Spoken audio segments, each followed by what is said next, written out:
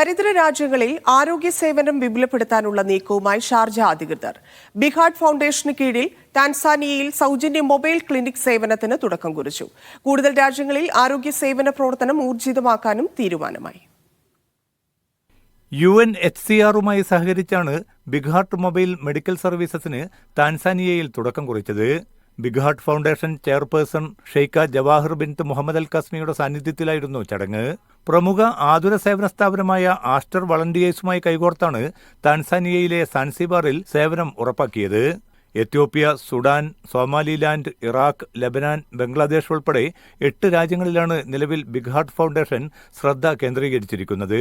ശ്രീലങ്ക, നേപ്പാൾ എന്നിവിടങ്ങളിലേക്ക് കൂടി സേവനം വിപുലീകരിക്കാനാണ് പദ്ധതി. പ്രതിവർഷം 20,000-ഓളം പേർക്കാണ് മൊബൈൽ മെഡിക്കൽ ക്ലിനിക്കിന്റെ സേവനം ലഭിച്ചു വരുന്നത്. താൻസാനിയയിൽ നടന്ന ചടങ്ങിൽ ഷെയ്ഖ ജവാഹർ അൽ കാസ്മിക്ക് പുറമെ താൻസാനിയൻ മന്ത്രി Nasser Masrui, Aster DM health care group MD Alisha Moopen, Aster DM health care CSR മേധാവി ജലീൽ PA എന്നിവരും സംബന്ധിച്ചു. Media 1 Dubai.